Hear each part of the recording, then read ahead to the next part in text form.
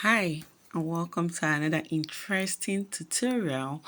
In this tutorial, we'll be drafting a size 4 standard cup using standard measurements and then adapting it to a 3-part cup and adding seam allowance afterwards. Now the beautiful thing about this method is that it can be graded to any size of choice just by extending the radial lines as shown. Okay, now let's get started by looking at the materials we need for this drafting. Very importantly is the unlined pattern paper measuring about 18 inch by 12 inches. We need a pen, a calculator, a mat set. We'll also be needing an awl for duplication and transfer of pattern to another paper. We need our scissors,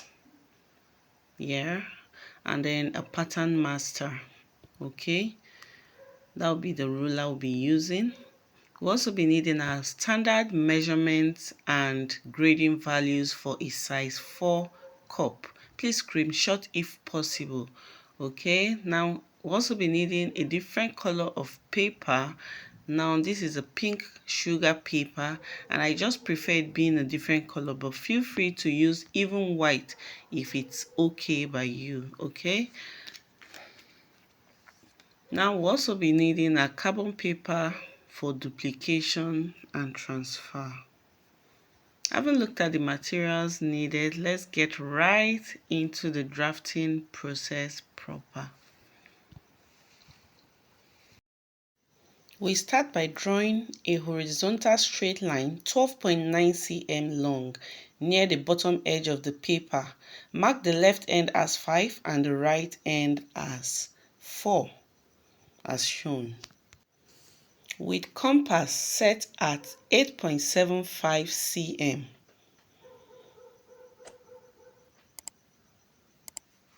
Draw an arc from one end of the line and another intersecting from the other end of the line as shown. Join up the points with straight line and this becomes the dart of the cup. You can write PB, point of bust, next to where the compass intersects as shown. From the left end of the 12.9 cm baseline, set your compass to 9.4 cm and draw an arc.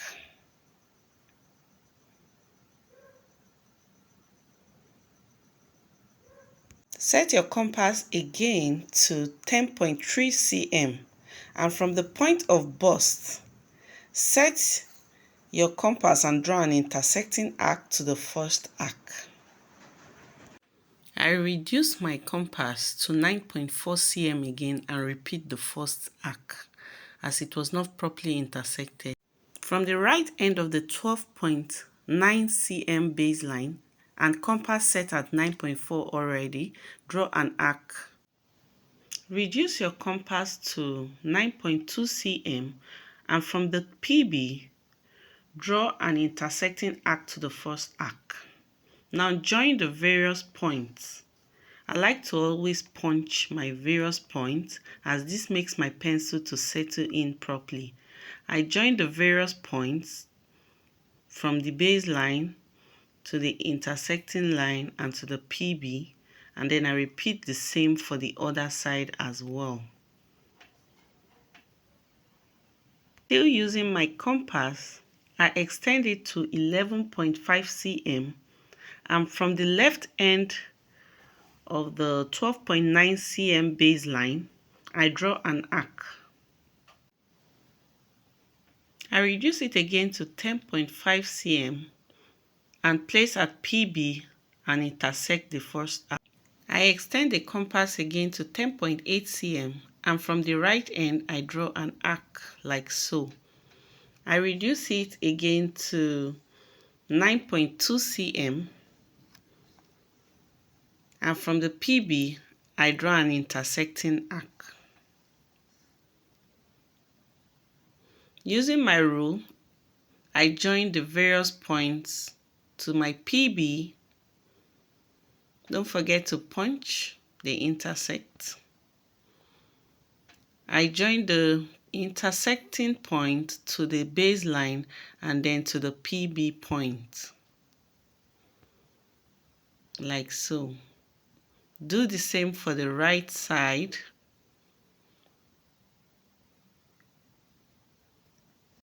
I label the first set as 3 and 6 and then the second set as 2 and 7. This gives us a clockwise labeling of 2 to 7.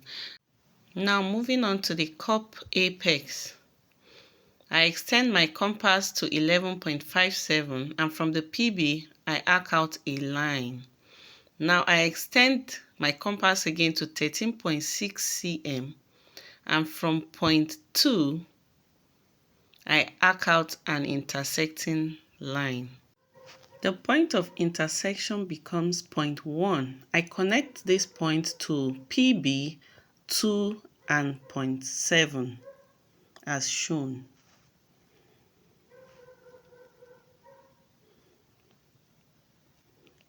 Point 1 to 2 becomes the neckline hem, while 1 to 7 becomes your underarm hem. Now I divide point 1 to 7 into equal halves. From the midpoint, I draw a perpendicular line of 0.7 cm towards the cup center.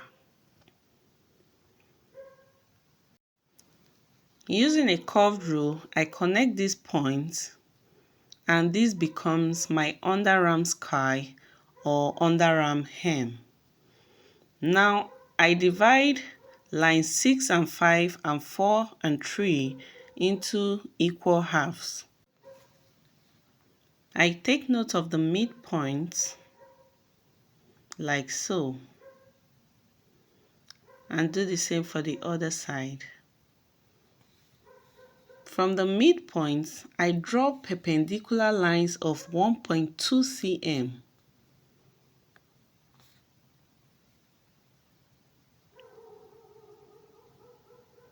I repeat the same for the right hand side, 1.2 cm. And then I connect with curved line like so. Connect point 7, 6 and 5, and then point 4, 3 and 2 as shown.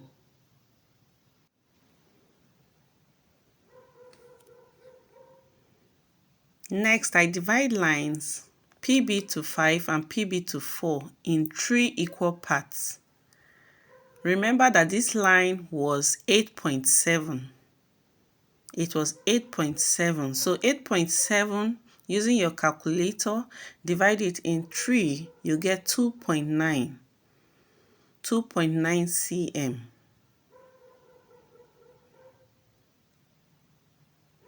I note this value in 2 different places, which divides this line in 3 equal parts. Now draw perpendicular lines from the point closest to the PB point. From the point closest to the PB, draw perpendicular line of 0.5 cm inwards. Do the same for the other side as shown.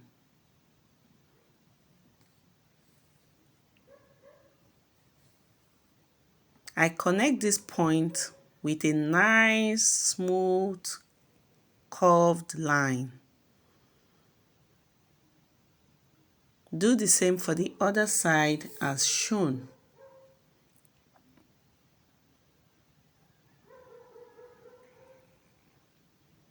Now this brings us to the end of the drafting process. Cross-check your measurements and then annotate your pattern as front curve, side curve, and the upper curves as shown. This brings us to the end of the drafting process, and take note of this line 6 to 3. Line 6 to 3 is very important for the next step. Okay, so let's get right into the pattern duplication and adaptation.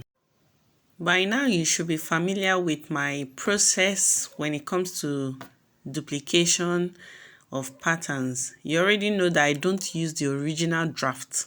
I always like to duplicate it and then use the duplicate copy for my adaptation. That way I keep my original draft for future purposes. For instance, I'll still be creating another video that will talk about the grading and all, so I will still need my original draft. Now I placed my carbon paper as shown, and then I put the original draft on top of the carbon paper. I take down to avoid movement while doing this. Now using my awl, I punch the various points from 1 up to 7 as well as the PB. Okay, punch it this way, and then using your pattern master, I use my awl to score the various lines I need. Now be very careful with this and make sure you score all the lines needed. This is to avoid you being surprised when you pull off the original draft, okay? But anyways, the various points you punched will still help you in case of any omission. Okay, so I score the various lines like so. Make sure you're careful about this. Do it very nicely so that it gives you the original pattern as a duplicate. Now score all the curved lines as well as the straight lines, making sure that you use the same side of the pattern master used for the original draft. This way it gives you a correct image of what you have. After doing this, I pull off the original draft and then pull off the carbon paper as well.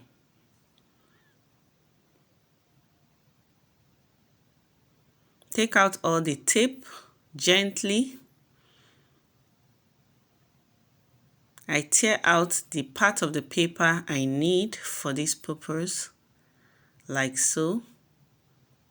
Now try to straighten out the paper by folding in the opposite direction as shown.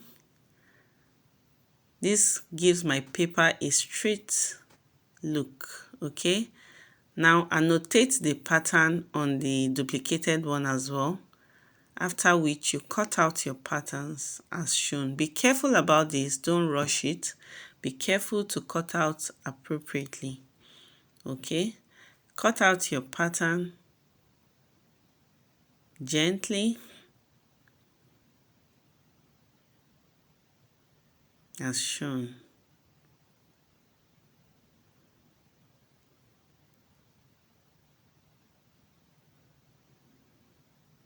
Now you will notice that the various edges are quite straight.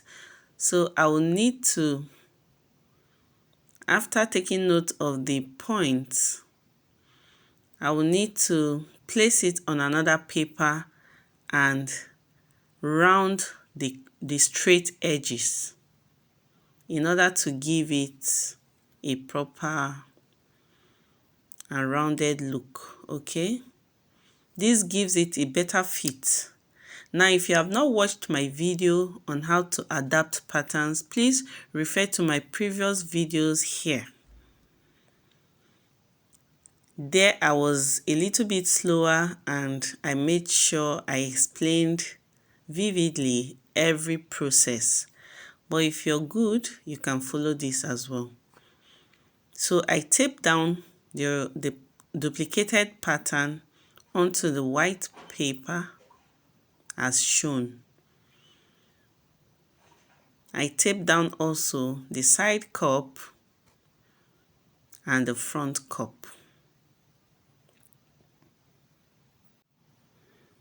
Did you also notice that I've already notched my points, my focal points? These points will help me when I'm putting these patterns together, as in when I'm sewing it together. So using my curved rule, I round the straight edges like so. Flip the curve and round the other edge, and then do the same thing to the front cup and then the side cup as well. Now the straight edges I slashed using the scissors have been rounded. Now without taking out my tape, I cut this pattern again. Be careful not to cut out the rounded edges because that's the essence of this particular process. We are curving the edges in order to give it a better fit when the various parts of this cup are put together during the sewing process. So I cut out the pattern this way. Be gentle and calm about this so that you don't slash important points. Take note of the rounded edges and cut out like so. Now label these patterns, re-notch the notched edges, notch it again to include the white paper because we'll be taking out the pink sugar paper. I take out the pink sugar paper like so and then reattach the white paper to the pink sugar paper again. This time around we are trying to build in the allowance into the pattern. Okay, so to build allowance into the pattern we'll need more space in between the various patterns. Okay, now you can decide to shape your cup this way. Please, if you've not watched that video, refer back to it. It's right here. You can shape your pattern this way or leave it as it is. Okay, so I reattach using my tape. I reattach the patterns onto the pink paper, spacing it so well that the patterns have enough allowance to take seam allowance in between them. Okay, after reattaching, I use my rule to start building in my 0.5 cm allowances all through. Be careful to ensure that the allowances you build in is exactly 0.5 all through. Okay, now I do this for the side cup and then I do same for the front cup as shown. Build in your 0.5 cm allowance, 0.5 inch allowance, not cm this time around. 0.5 inch seam allowance all through, even the upper cup as shown. Okay, when I'm done building in the various seam allowances as shown, I will go ahead and cut out my pattern, label it, and that brings us to the end of this tutorial. If this tutorial has added value to you in any way, please show support by liking, sharing and commenting down below, and don't forget to subscribe to this channel and turn on your notification bell so you are first to be notified when we drop a new video. Till we meet again, please keep creating and stay inspired. I love you. Bye.